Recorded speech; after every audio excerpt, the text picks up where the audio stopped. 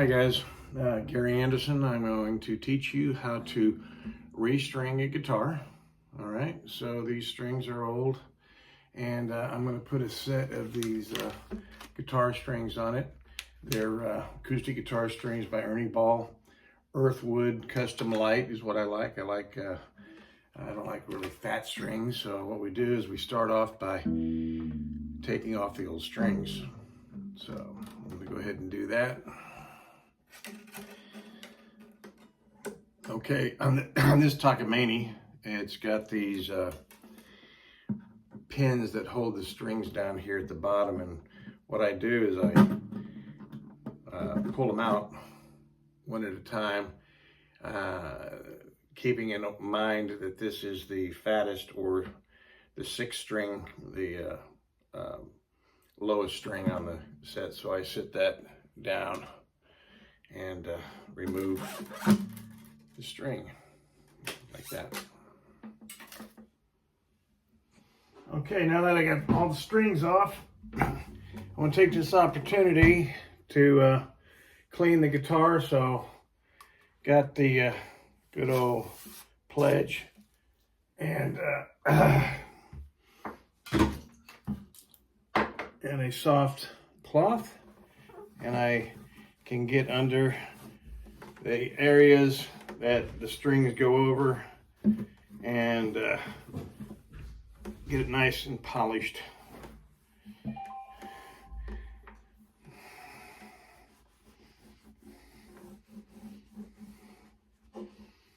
And of course you want to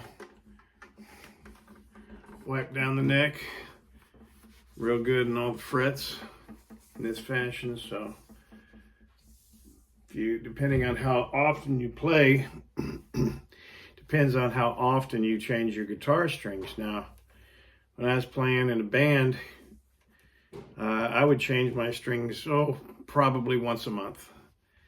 But now that I don't play in a band anymore, I'll probably change them once a year. Or when I get ready to play the guitar, I've got several guitars, and I like Takamine. This is a Takamine G series guitar. There you have it. I'm going to put the strings on. I'll show you how to do that. So your strings are from the, I'll call it the low E, and that's the gauge of the string. And then of course you got your A, your D, your B, or G, that's a G, B, and it's the high E. Okay, I'm going to start off with the low E, which is the largest string. And on this particular guitar, I have this tab that's got a groove on it, and you can see it's grooved on one side. And you face the grooved end toward the top end of the guitar, and just insert the, here, let's see if I can get this. Insert it like so. And the groove's again pointed toward the top of the guitar. Just stick it down, press it in, and you pull the string up. Now, I usually go about that far, about 3 inches past the key, and I never seem to have a pair of pliers to cut the strings, and a lot of people wrap the excess around. You can see there's a lot of excess guitar string here. So I just see how far I got to go, going about 3 inches further, and then I put a kink in it, like here. Just fold it over and put a kink in the string. And I pull it tight, and then I fold it around back and kink it the other way. So I kink it a couple of times, and then all I do is I just start working it, pushing it back and forth like that, and it just comes apart. Simple as that. Now, you always wrap the strings on this side clockwise around the post, because you always want them to come toward the top key here, not from this side, but from this side right here. So I start off by placing it in the hole right here.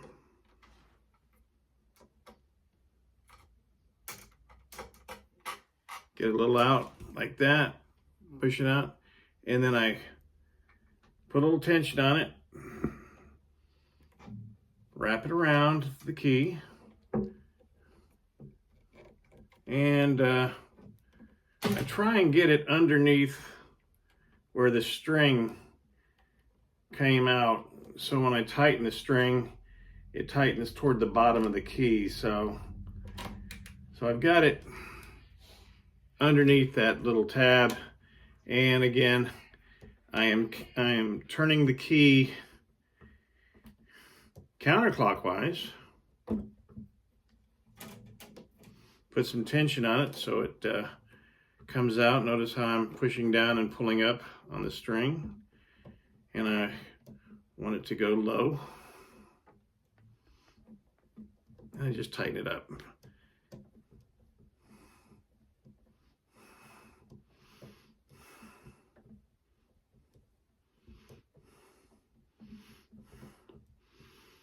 The reason you don't want to have too much excess guitar string is because it will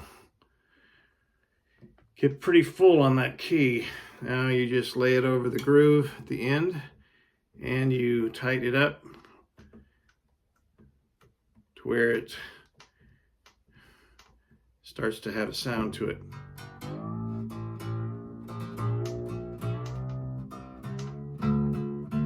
We'll go into tuning of it later, but right now I'm just getting the strings on, and I will do the next two, and then we'll come back on the G string. Okay, now I got the A, E, and D string put on, and you notice how they're all wrapped in the same direction, coming toward the nut right here in the same direction. See that? See how that works? Okay, now I'm going to put on the G string, and the G string is going to be wrapped around so it comes toward the middle as well. So it's going to be consistent with what we're doing. All right, so here's the G string.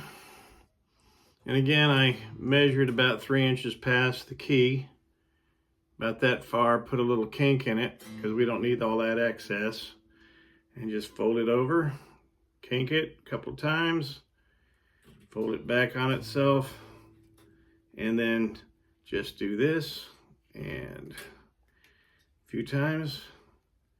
Or you get a set of wire clippers if you happen to have a set handy.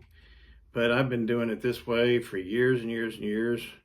And the way I found it out was I'd put a kink in a string, and I tried to get the kink out. And once you kink a guitar string, if it's too short, you need another string.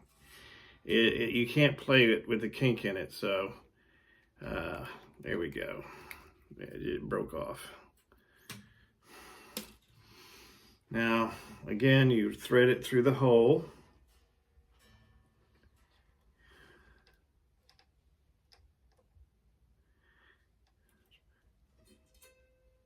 I'm a little bit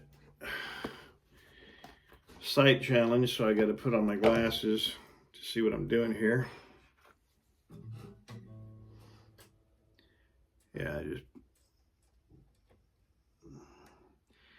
I would stick it through the hole and out the other side, maybe 1/8 of an inch. And then again, I kink it and then start wrapping it around. Sometimes it'll come out, which it just did there. So maybe 1/4 inch. And just get it started, wrapping it around a few times as you can manually, and wrap it around counterclockwise.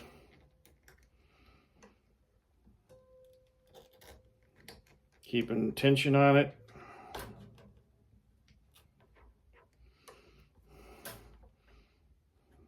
And once you can't wrap it around any more manually, then it's time to put some tension on it and start tightening the string.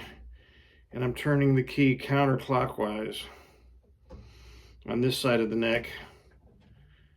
And before you know it, you got the G string on. I'm going to do the B and the E string the exact same way.